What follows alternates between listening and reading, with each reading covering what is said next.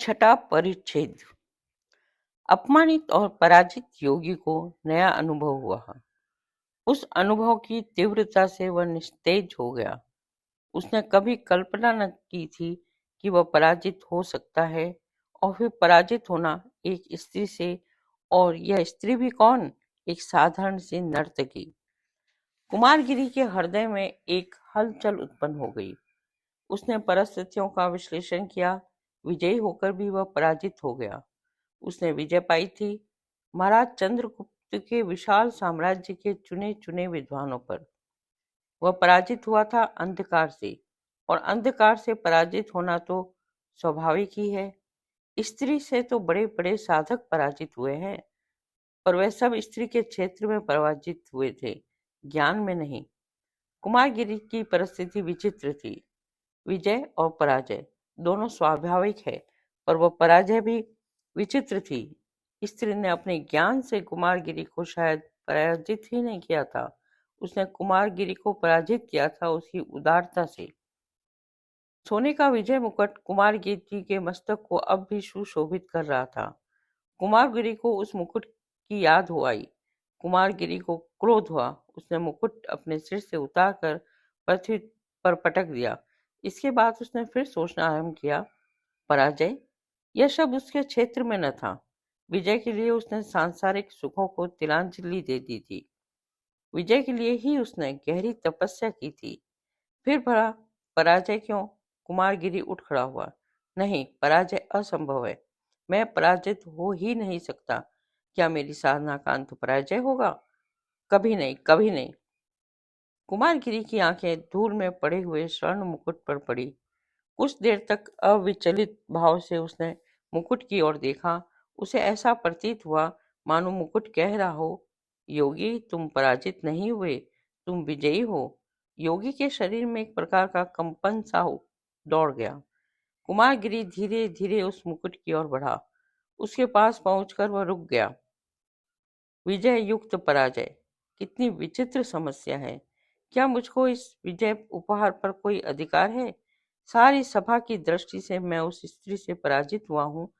यह मुकुट उस स्त्री को पहना दिया गया था। यह मुकुट झूठन है। कुमारगिरी ने अपना मुख फेर लिया। उसने वहां से चले जाने का प्रयत्न किया, पर उसके पैर न उठे। मुकुट वहां पड़ा हुआ था। चांदनी का उज्जवल तथा श्वेत प्रकाश उसकी शोभा को सहस्त्र गुना बढ़ा रहा था। कुमारगिरी ने मुकुट की ओर फिर देखा।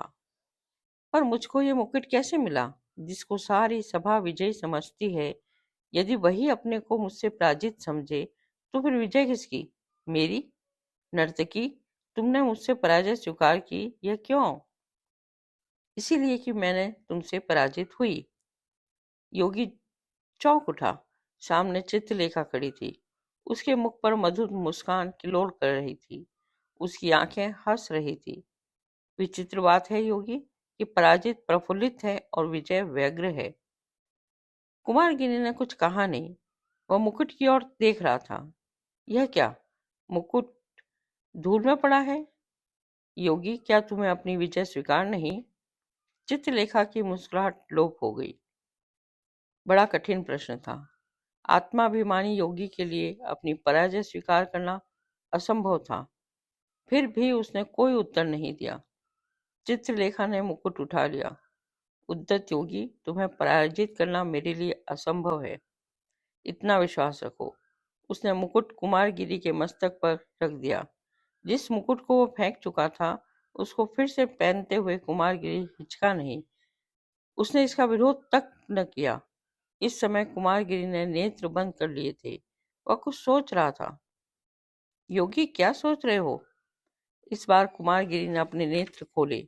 नर्तकी चित्रलेखा, तुम समझती हो कि तुमने मुझे पराजित किया है, इसलिए तुम बार बार मेरा अपमान कर रही हो। पर तुम्हारी यह चेष्टा तथा धारणा व्यर्थ है। योगी संसार छोड़ चुका है। माना अपमान से उसका कोई संबंध नहीं रह गया। फिर तुम यह सब व्यर्थ कर रही हो। चित्रलेखा ने शांत भाव से उत्तर दिया। योगी, तुम्हारी यह धारणा अनुचित है। मैं फिर कहती हूँ कि तुम्हें पराजित करने की न तो मुझ में क्षमता है और न ही शक्ति। कुमारगिरी ने चित्रलेखा पर अपनी आंखें गड़ा दी। कुछ क्षणों के लिए उसने अपने सामने खड़ी हुई विचित्र स्त्री चित्रलेखा को अनिमेष दृग्यों से देखा। उसका पीला मुख एकाएक लाल हो गया। उसका निश्चल तथा स्थिर शरीर एकाएक सिहर उठा।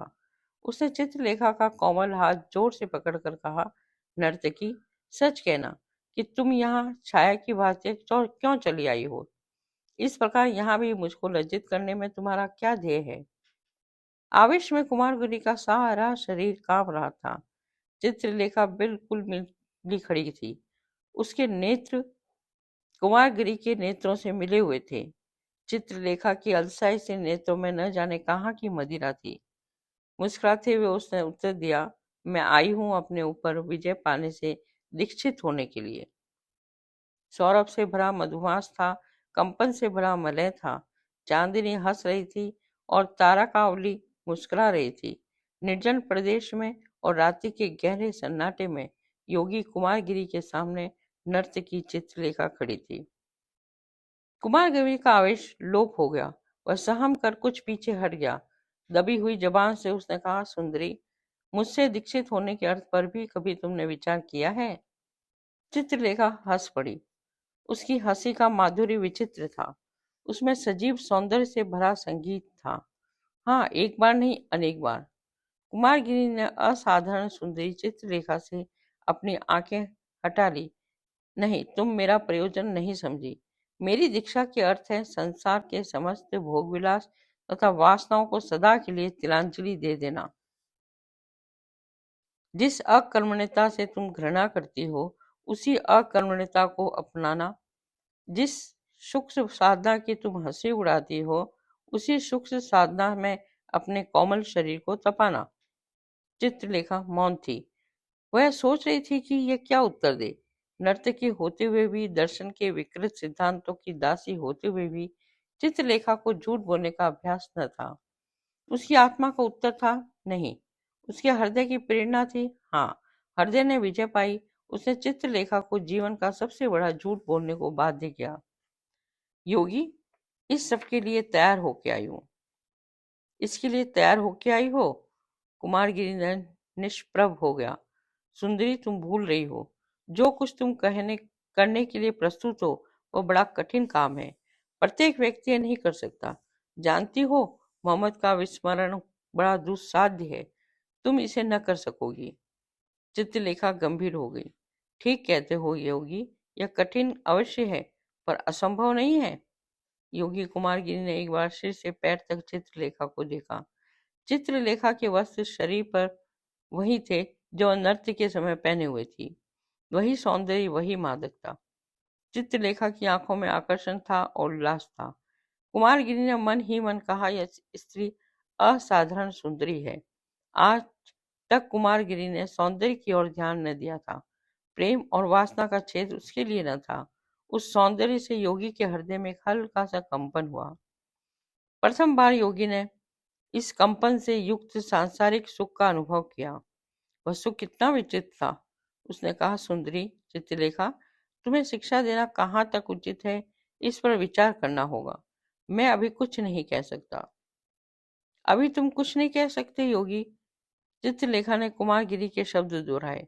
क्यों? क्या तुम्हें मुझ पर विश्वास नहीं, या तुम्हें अपने पर ही विश्वास नहीं है? योगी, अब याद रखना, मुझे दीक्षा देने या न देने का अर्थ तुम्हारे लिए चाहे कुछ भी हो, पर मेरे लिए ये जीवन मृत्यु की समस्या है, और इस दृष्टि से तुम्हारा बड़ा उत्तरदायित्व है। यदि किसी के पास जल है और वह व्यक्ति पिपासा कुलित अतिथि को जल देने से इनकार कर उसे प्यास से तड़प तड़प कर मरते देखता है, तो वह समझ रखना, वह बहुत बड़े पाप का भागी होता है। उसी आत्मा को सुख मिलना असंभव है। इस उत्तर से कुमारगिरी सहम उठे। सुंदरी, तुमसे सारी बातें स्पष्ट रूप से कह दूं, तुम्हें दीक्षा देने में मुझे इसलिए संकोच होता है कि मैं तुम्हें दर्शन के विकृत सिद्धांतों ने जड़ जमा रखी है। उन सिद्धांतों के साथ तर्क है और उन सिद्धांतों पर विश्वास करने वाले व्यक्ति में प्रभाव। मैं डरता हूं कि कहीं उन सिद्धांतों को तुमसे निकालने की जगह मैं ही न उसमें फंस जाऊं। नहीं, यह नहीं। कुमारगिरी रुक गया। अपनी मानसिक दुर्बलता को उसने पहली बार अनुभव किया था और अनजाने में प्रकट भी कर दिया था। दुर्भाग्यवश उसने इस दुर्बलता को प्रकट किया एक नर्तकी के सामने। कुमारगिरी को अपने ऊपर क्रोध हुआ। उसका शांत मुख उद्विग्नता से लाल हो गया। सुंदरी, मैंने तो कुछ कहा, उससे कोई प्रयोजन नहीं। अब तुमसे मेरी केवल इतनी प्रार्थना है कि तुम यहाँ से चली जाओ। मुझे समय दो कि मैं परिस्थितियों पर विचार करूं। बहुत अच्छा योगी, यदि तुम्हें मेरी उपस्थिति से कुछ दुख होता है तो मेरा यहाँ से चला जाना ही उचित होगा। तुम समझते हो कि जो स्थिति तुम्हारे सामने खड़ी है वो अंधकार है, माया है। तुम्हें मेरे विकृत सिद्धांतों से भय होता है, पर यह तुम्हारी धारणा निर्मूल है। जिस समय मैं तुमसे दीक्षा लेने चली थी, उसी समय मैंने अपने विश्वासों को, भावनाओं को और संस्कारों को तिलांजलि दे दी थी। और रही स्त्री के अंधकार और माया होने की बात, योगी, वहां भी तुम भूल करते हो। स्त्री शक्ति है, वह सृष्टि है। यदि उसे संचालित करने वाला व्यक्ति योग है, वह विनाश है। यदि उसे संचालित करने वाला व्यक्ति अयोग्य है। इसीलिए जो मनुष्य स्त्री से भय खाता है वह या तो अयोग्य है या कायर है। अयोग्य और कायर दोनों ही व्यक्ति अपूर्ण हैं। चित्रलेखा वहां से चल दी। कुछ दूर जाकर वह रुकी। कुमारगिरी की दृष्टि शून्य से गड़ी हुई थी। चित्रलेखा ने कहा, हाँ, एक बात कहना मैं भूल ही गई थी। वह यह कि तुम्हारे यहाँ कल फिर आऊंगी। तुम्हें विचार करने का यथेष्ट समय दे रही हूँ। यदि मुझे शिक्षा देना उचित समझना तो कल बतला देना। अच्छा, श्री चरणों की दासी का प्रणाम। कुमारगिरी ने चित्रलेखा को जाते देखा। वह एकाएक चौंक उठा। चित्रलेखा के स्वर का संगीत उसके कानों में गूंज रहा था। उसके सौंदर्य की आभा उसकी आंखों के आगे नाच रही थी। वह उस अतृप्त शराबी की भांति चित्रलेखा को देख रहा था, जिसको संज्ञाहीन हो जाने का भय हो और जिसके सामने सुगंधित मदिरा बह बहकर पुल में मिली जा रही हो। कुमारगिरी के लिए अपने को रोकना असंभव हो गया। उसने चित्रलेखा को पुकारा, सुंदरी ठहरो। कुमारगिरी की आंखें झुक गई। उसकी आत्मा ने हृदय की उच्छृंखलता का विरोध तो अवश्य किया, पर हृदय ने यह कहकर मुझे इस स्त्री की बातों का उत्तर देकर अपनी स्थिति को स्पष्ट कर देना आवश्यक है। आत्मा की भर्त्सना को टाल दिया। चित्रलेखा लौट आई। उसके मुख पर मुस्कान थी और हृदय में कंपन था। योगी, तुमने शायद अपनी भूल समझ ली। बोलो, क्या कहते हो? कुमारगिरी ने कोई उत्तर न दिया। वह उस चांदनी से चित्रलेखा के सौंदर्य को निखर रहा था। उसने चंद्र चित्रलेखा का श्रृंगार देखा और श्रृंगार भार से पुलकित सौंदर्य देखा। उसने मदिरा देखी और मादकता देखी। उसने इच्छा का अनुभव किया और इच्छा की मनोहरता का भी अनुभव किया। एकाएक उसके हृदय में प्रश्न उठा, स्त्री क्या है और सौंदर्य क्या है? भगवान ने इन चीजों की रचना क्यों की? प्रश्न अनुचित था। वर्षों की चिर संचित विचारधारा ने कहा, क्या मैं अपने मार्ग से विचलित हो रहा हूँ? भरपूर प्रयत्न करके उसने एकदम ही इस विचार को दबा दिया। सुंदरी, किस भूल की और तुमने संकेत किया था? अपनी जान में मैंने कोई भूल ही नहीं की। प्रतिवाद करना उचित न था। देव, क्षमा करना। जिसको मैं गुरु बनाने आई हूँ वह भूल नहीं कर सकता। मैं अपने शब्दों पर क्षमा चाहती हूँ। हाँ, अभी तुमने पूछा था कि मैं तुमसे क्या कहना चाहता हूँ, और शायद तुम यह भी पूछो कि मैंने तुमको क्यों बुलाया था। मैं स्वयं ही नहीं जानता कि मैंने यह सब क्यों कहा। निश्चय ही मैंने इस बार एक बड़ी भूल की थी। फिर भी जब मैंने तुमको बुला ही लिया है तो एक बात कह दूं, वह यह है कि मैं तुमको दीक्षा देने में असमर्थ हूँ। असमर्थ ही नहीं हूँ, वरन यह काम मेरे लिए असंभव है। तुम्हें दीक्षा देने का अर्थ होगा शायद तुमसे स्वयं ही दीक्षित होना, और उसके लिए मैं तैयार नहीं। कुमारगिरी की आंखें अस्ताचल पर जाते हुए चंद्रमा पर पड़ी थी। चित्रलेखा गंभीर थी। उसके मुख पर निराशा का पीलापन था। उसके नेत्रों में करुणा की छाया थी। धीरे से उसने कहा, देव, तुमने जो भूल की उसका तुमसे अधिक दुख मुझको है। क्या करूं? तुम्हारी असमर्थता का मेरे जीवन पर कैसा प्रभाव पड़ेगा यह मैं अभी ठीक तरह से नहीं कह सकती, पर इतना निश्चय है कि तुमने मेरे जीवन को बहुत अधिक प्रभावित कर दिया है। अभी तक आशा थी कि मैं जा रही थी भविष्य के आधार पर, यह सोचते हुए कि शायद तुम मुझे दीक्षा दे दो, पर अब वह आशा भी लोप हो गई। तुम्हारे मतानुसार मेरे जीवन अंधकारमय है। मैं तुम्हारे प्रकाश को देखना चाहती हूँ। चाह पूरी नहीं हो सकती, पर इसके लिए मैं तुम्हें दोष न दूंगी। मैं दोष दूंगी अपने भाग्य को। इतना कहकर चित्रलेखा योगी कुमारगिरी की ओर निकट चली गई। योगी निस्तब्ध खड़ा था। चित्रलेखा ने उसके हाथ पकड़ लिए। योगी ने एक विचित्र कंपन का अनुभव किया, पर इस कंपन में सुख था, उल्लास था। हाँ, मेरा और तुम्हारा साथ शायद संभव ही है। मैं स्त्री हूँ, तुम पुरुष। मैं नर्तकी, तुम योगी। मेरा क्षेत्र है वासना और तुम्हारा क्षेत्र है साधना। दोनों में प्रतिद्वंदिता है। तुम मेरे जीवन में बवंडर की भांति आकर निकल जाते हो। ठीक ही है। प्रयत्न करूंगी कि भविष्य में मैं तुमसे न मिल सकूं, पर इसके पहले कि हम दोनों पृथक हो, योगी, मैं तुम्हारे पैरों की धूल अपने मस्तक पर चढ़ाना चाहती हूँ। चित्रलेखा कुमारगिरी के पैरों पर गिर पड़ी। कुमारगिरी का हृदय धड़क रहा था। चित्रलेखा को पैरों पर गिरा हुआ देखकर वह चौंक सा गया। उसने चित्रलेखा को उठा लिया। ऐसा करने में योगी के हाथ चित्रलेखा के उरोजों से स्पर्श कर दिए। चित्रलेखा आनंद से पुलकित हो उठी। योगी के लिए उस स्पर्श का कोई महत्व न था। साधारण रूप से अनजाने उससे ऐसा हो गया था। विचारधारा दूसरी ओर केंद्रीभूत होने के कारण उसने इस पर ध्यान न दिया था, पर चित्रलेखा इसका कुछ दूसरा ही अर्थ समझी। तुम मेरे चरण क्यों छू रही हो सुंदरी? चित्रलेखा कुमारगिरी से मिली हुई खड़ी थी। उसने अपना मुख कुमारगिरी के मुख के पास ले जाकर कहा, तुम मेरे आराध्य देव हो। कुमारगिरी की आंखें चित्रलेखा की आंखों से मिल गईं। चित्रलेखा की आंखों की मादकता का प्रभाव कुमारगिरी की आंखों पर भी पड़ रहा था। चित्रलेखा ने अपना मुख थोड़ा सा चढ़ाया। कुमारगिरी ने अपना मुख हटाया नहीं। उसका भी श्वास गर्म हो गया था। उसका सारा शरीर कांपने लगा था। इस समय कुमारगिरी को सुनाई पड़ा, गुरुदेव। कुमारगिरी चौंक उठा।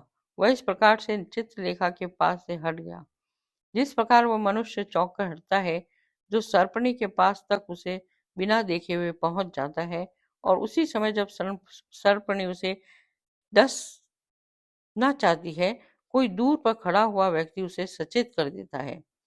सामने विशाल देव खड़ा था। विशाल देव को देखकर कुमारगिरी लज्जा से मानो धूल में पड़ गया। वह आज पराजित हुआ था, नर्तकी से, अपने शिष्य के ही सामने। और चित्रलेखा को विशाल देव पर क्रोध आया। विशाल देव को इस अवसर पर आने का अधिकार न था। वह उस सर्पणी की भांति फुंकार कर विशाल देव की ओर मुड़ी, जो संयोग के समय मनुष्य के सामने आते ही उस मनुष्य पर टूट पड़ती हो। युवा, तुम कौन हो और यहाँ इस समय क्यों आए? चित्रलेखा का स्वर तीव्र हो गया। मैं गुरुदेव का शिष्य हूँ, और इतनी अधिक रात्रि बीतने भी गुरुदेव के न लौटने के कारण मैं उन्हें ढूंढना चले आया था। चित्रलेखा ने धीरे से कहा, हाय रे भाग्य। इसके बाद उसने कुमारगिरी से कहा, अच्छा, अब जाती हूँ गुरुदेव, पर इतना ध्यान में रखना कि मैं तुमसे दीक्षा लेना चाहती हूँ, और तुमको मुझे दीक्षा देनी ही होगी। चित्रलेखा के मृदुल गंभीर स्वर में आज्ञा देने वाली स्वामिनी का गुरुत्व था। मैं जनरव से निकलकर एकांत में आना चाहती हूँ। माया को छोड़कर मैं ब्रह्म में लीन होना चाहती हूँ। तुम्हें समय दे रही हूँ गुरुदेव, इस प्रश्न में विचार करो। तुम मनुष्य से ऊपर हो, मुझसे डरने का कोई कारण नहीं। तुमने वासनाओं का विजय पा ली है नाथ, इसी से मैं तुमसे प्रार्थना करती हूँ। अच्छा, श्री चरणों की दासी का प्रणाम। इतना कहकर चित्रलेखा यहाँ से चली गई। कुमारगिरी ने विशाल देव का हाथ जोर से पकड़कर कहा, तुम मूर्ख हो। उस समय चंद्रमा अस्ताचल के नीचे उतर रहा था।